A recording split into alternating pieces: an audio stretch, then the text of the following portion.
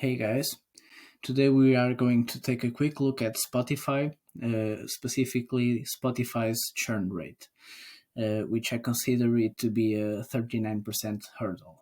Let's go.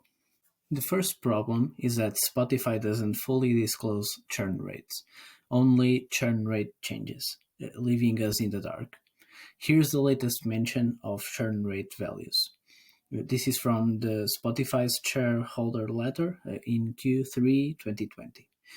Premium churn rate for the quarter fell below 4% for the first time, making an 89 basis points improvement in year to year and 49 basis points sequentially, driven by churn improvement across all product offerings. Since then, they said that churn rates were up modestly quarter over quarter, then flat quarter over quarter. So the latest figure for churn rate is a very probable 4%. Can this rate go down? Sure. For example, with new plans, as they have been doing lately. The Duo plan didn't exist roughly 1 year ago. Individual trial was only 1 month at that time, so they got aggressive there too. They also have bundle plans. They lower churn rates, but do you think that they lower customer lifetime values? Place your bets. It is a subjective matter.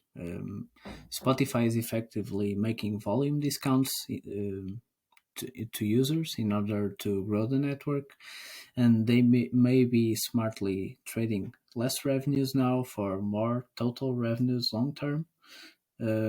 So it may be a good bet. Let's see over time, because if they are sacrificing a little bit of cash flows now for much more cash flow in the future, that is good for the company, for long-term shareholders, because it means more customer lifetime value.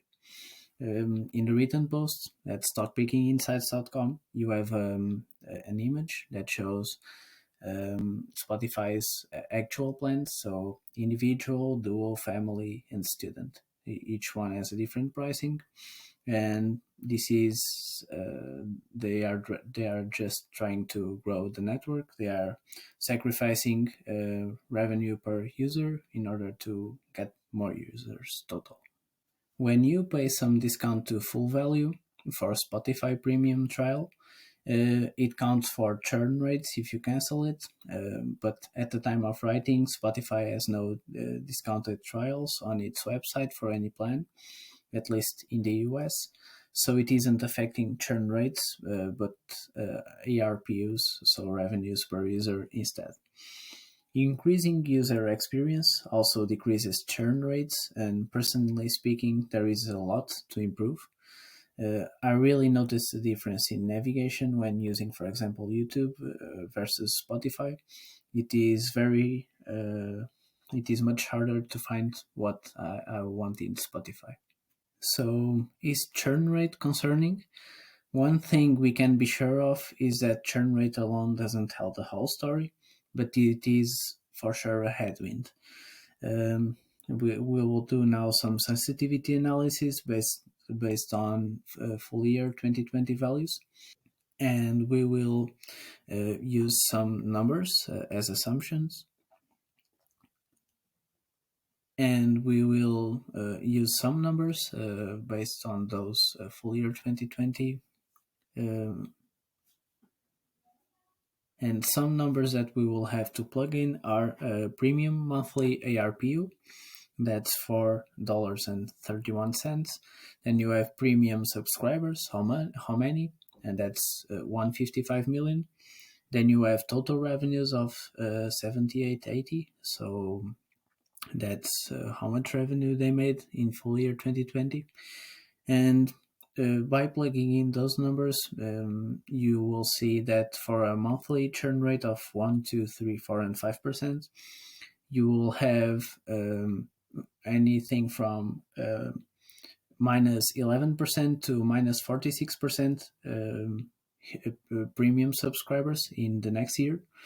And how will that affect revenue? That will affect revenue from minus 1 billion roughly to minus 3.6 billion roughly. So that's roughly to minus 12% to minus 47% of revenue in the next year, assuming no growth, only the effect of churn rate in revenues.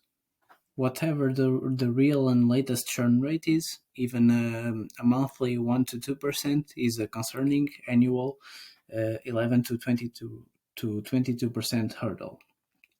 I'm saying it is high by comparing it to the year-over-year premium subscription growth rates of 25% in full year 2020, because a 2% hurdle rate almost eats all of the growth from the last year. According to the quarterly shareholder letter, they hint that churn rate is more or less 4%, requiring premium subscriptions to grow at least 39% yearly to make up for this churn rate.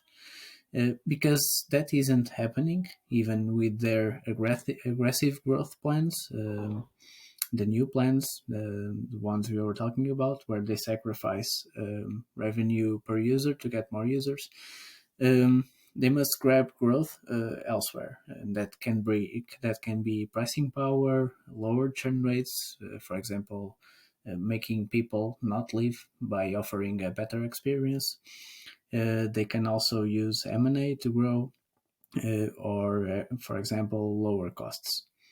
As a final remark, Spotify is very likely, we can say for sure because we don't know the actual churn rate, it is very likely not growing premium user subscriptions fast enough to compensate for churn rates.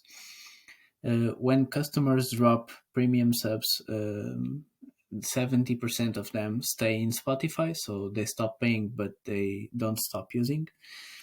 And that is according to Spotify itself, which is very, very good in a way, because it shows that Spotify is useful for them. But if they stopped paying, there is also something that they don't like. And my best guess is that they either don't like how much they are paying to get the premium subscription. It doesn't have enough value for the amount that they are paying. And that can also be happening because of the ads that they are still seeing, even though they supposedly pay the subscription to don't see ads, which is very strange. Pay to not see ads and still see ads in some podcasts. And all this means that they have the Spotify churn rates are just one of the forces that move revenues, but it is a very concerning hurdle and a very high one too. So that's I would say if the churn rate is 4%, that's a 39% hurdle rate. If these assumptions are right, they are 10 to 20% short in revenue growth. They can get it with pricing power.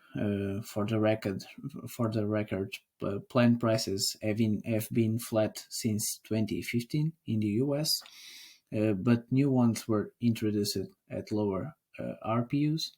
So no pricing power yet, but that doesn't mean that they can't raise prices successfully. Another path is scale cost reductions, for example, by negotiating the lower royalties with record labels as the network grows, and they have more leverage to do so if the network is bigger. The third one is lower churn rates with more engaging services. We already talked about one of them, which is giving customers a better experience.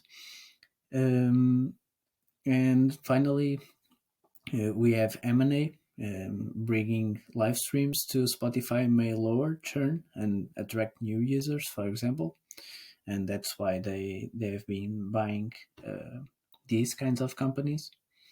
And the most difficult one of all, but probably the best one, the one that gives the most fruit, is to find the sweet spot for ARPU that makes users stay premium. So um, give them a price, giving them a price that they want to, they feel like they are getting enough value to don't quit, to keep paying a monthly subscription.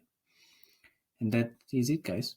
If you like the content, please share, please subscribe to the newsletter at stockpickinginsights.com, and we'll see you next week.